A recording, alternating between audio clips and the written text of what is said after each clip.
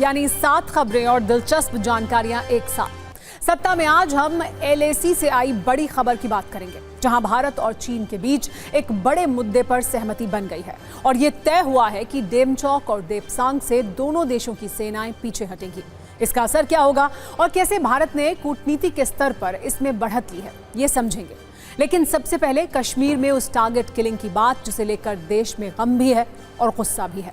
7 लोगों की हत्या पर भारत ने कैसे पाकिस्तान और आतंकियों को खुली चेतावनी दी है और वो कौन से बदलाव हैं जिसकी वजह से आतंकी बेकसूरों को मार रहे हैं, ये भी बताएंगे। वैसे पाकिस्तान सिर्फ कश्मीर में हुए हमले का प्रायोजक नहीं है, बल्कि उसका नाम दिल्ली के रोहिणी ब्लास्ट में भी सामने आ रहा है। इस बम धमाके की कौन सी 4 थ्योरी हैं?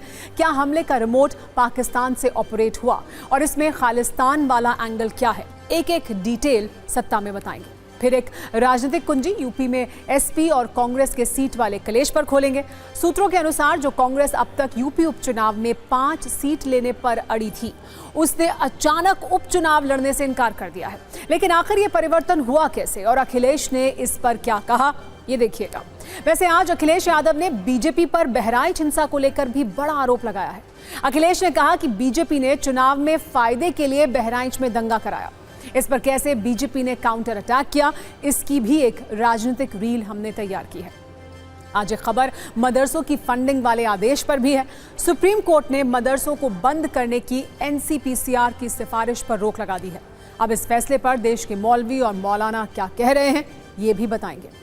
और एक जरूरी खबर, दिल्ली NCR में बढ़ते प्रदूषण को देखते हुए ग्रैप 2 लागू हो गया है। इस नियम के तहत दिल्ली में अगले आदेश तक डीजल जनरेटर पर रोक लग गई है। प्राइवेट गाड़ियों के इस्तेमाल को कम करने के लिए पार्किंग फीस बढ़ गई है। साथ ही CNG और इलेक्ट्रिक बसों और मेट्रो की सर्विस को भी बढ़ाया जाएगा। सत्ता में लेकिन आज हम सबसे पहले उस कश्मीर की बात करने वाले हैं जिसके बदलाव को आतंकी बम और गोलियों से हराना चाहते हैं और इसके लिए अब वो निहत्थे और बेकसूरों को मार रहे हैं। आज हम जम्मू कश्मीर के उस आतंकवादी हमले की बात करेंगे जो पाकिस्तान प्रायोजित है।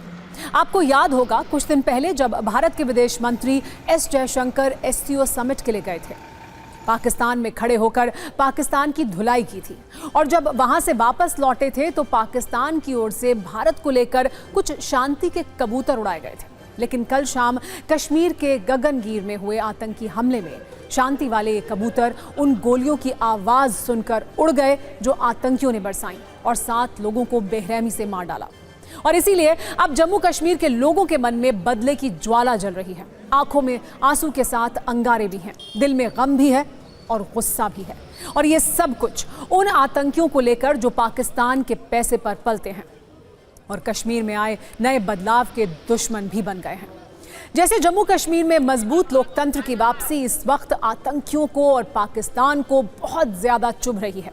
जम्मू कश्मीर में अब मुख्यमंत्री उमर अब्दुल्ला की सरकार है जिसे जनता ने अपनी वोट वाली शक्ति से चुना है।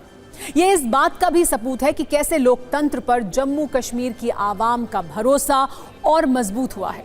पहले लोकसभा और फिर विधानसभा चुनाव में जैसे बैलेट बुलेट पर भारी पड़ा, ये देखकर भी आतंकी बहुत पेशेन हैं। और जिस तरह अब जम्मू कश्मीर के लोगों के मन से आतंकियों का डर कम हो रहा है, वो भी आतंकवादियों की बौखलाहट की एक वजह है। अभी सिर्फ 5 दिन हुए हैं जब उमर अब्दुल्ला ने जम्मू कश्मीर के मुख्यमंत्री के तौर पर शपथ ली है और किसी ने शायद ये सोचा भी नहीं होगा वहां इतना बड़ा आतंकी हमला हो जाएगा। इसीलिए नेशनल कॉन्फ्रेंस के नेताओं में बहुत गुस्सा है और इनमें खुद पार्टी के अध्यक्ष फारूक अब्दुल्ला शामिल हैं, जिन्होंने इस आतंकी हमले के बाद पाकिस्तान और उसकी गोद में पलने वाले आतंकियों को एक सख्त संदेश भेजा है। फारूक अब्दुल्ला ने कहा है कि कश्मीर कभी भी पाकिस्तान नहीं बन सकता है और बेहतर है ऐसे आतंकी हमले तुरंत बंद हो जाएं। अब बताइए मुझे, इन दरिंदों को मिलेगा क्या?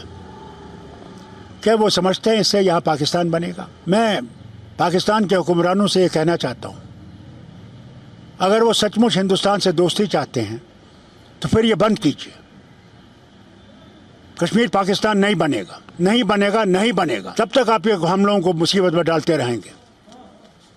47 से आपने शुरू किया, कबाली भेजे, बेगुनाहों को मरवाया,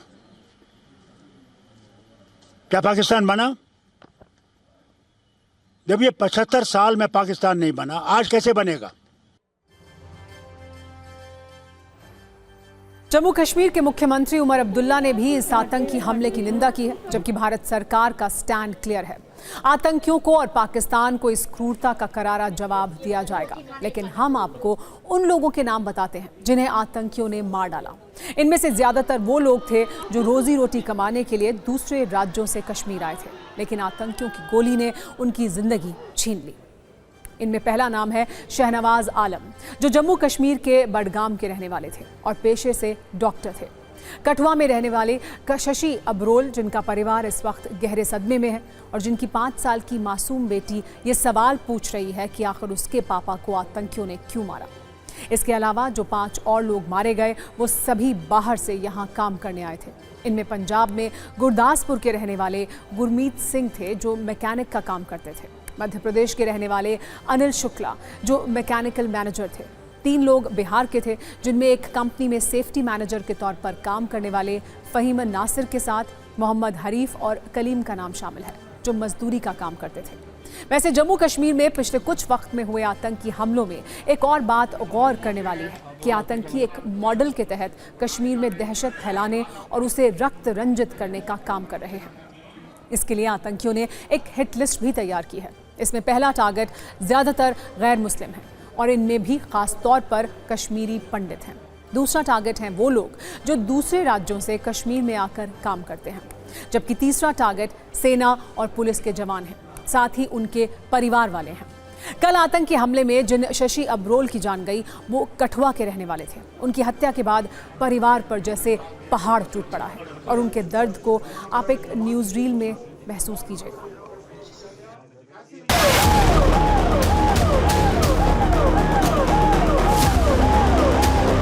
गांदरबल में हुए आतंकी हमले में शशि अब्रोल, जो कि जम्मू के रहने वाले हैं, उनको भी आतंकियों ने गोली मारी। इस समय मैं मौजूद हूँ जम्मू में शशि अब्रोल के परिवार में।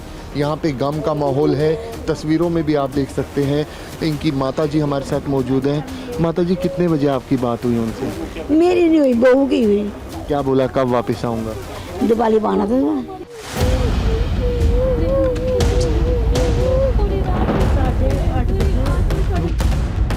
शशि जी की बहन भी हमारे साथ मौजूद है।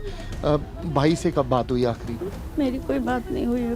पहले कह रहे थे इंजर्ड है, तो वो स्किम्स में ले गए हैं तो रिकवर कर जाएंगे वो। तो फिर कोई 3 बजे के करीब मेरे को 3 साढ़े 3 बजे पता चल गया था।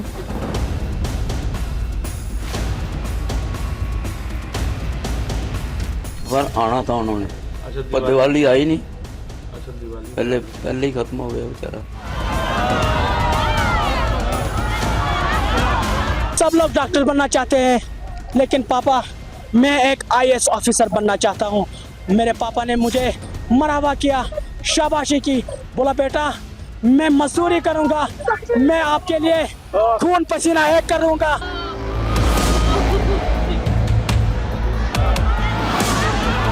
जब मैंने ये खबर सुनी तो मुझे लगा कि मेरा ये ख्वाब जो है शायद अब पूरा नहीं होगा, क्योंकि अब मैं क्या करूं?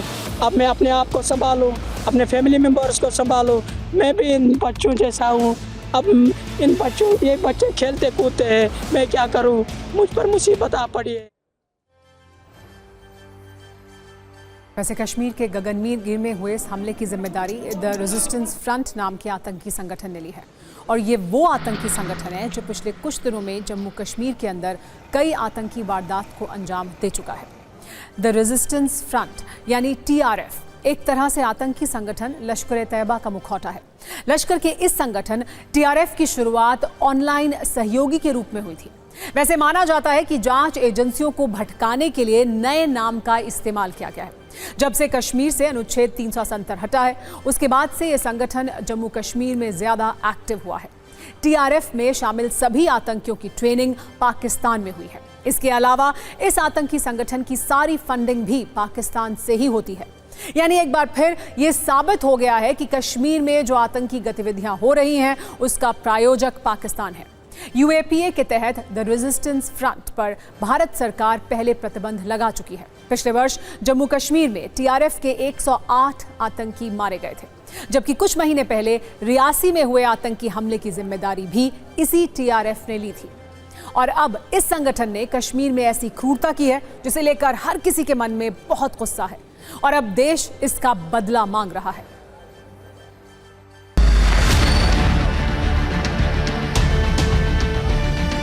मैं आज यहाँ से देश की जनता को आश्वस्त करना चाहता हूँ, खतरे और चुनौतियाँ कितनी भी बड़ी हो, हमारे जवानों के अडिग प्रण के सामने वो टिक नहीं पाएगी। देश सुरक्षित रहेगा, आगे बढ़ता रहेगा और अपने लक्ष्यों को प्राप्त करते रहेगा।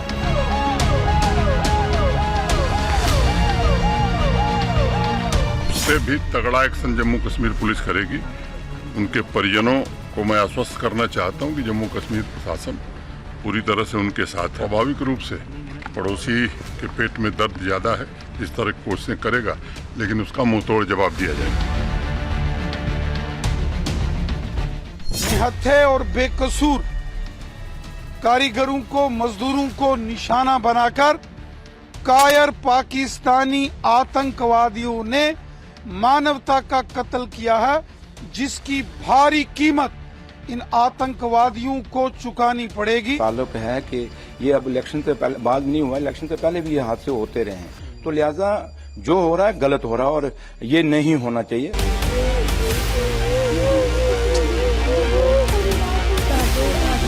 पाकिस्तान अपराधियों जो आतंकवाद है उसको एक कायरता पूर्ण रूप है। जैसे जम्मू कश्मीर में ठीक प्रकार से इलेक्शन हो गए, अच्छा माहौल वहाँ पर बना, वो यहाँ का माहौल बिगाड़ना चाहता है। हम चाहते हैं ये जो ताकतें हैं वो सतर्क हो जाएं, वो जितना भी कमज़ोर करने की कोशिश करें हिंदुस्तान को।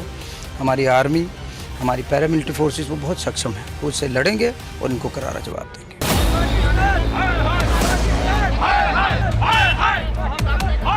आप अगर बार बार ये बोलते हैं कि नॉर्मलसी है, यहाँ कोई आतंकवाद से रिलेटेड कोई घटना नहीं घट रही है, तो अगर नॉर्मलसी है तो ये सब चीज़ें कैसे हो रही हैं।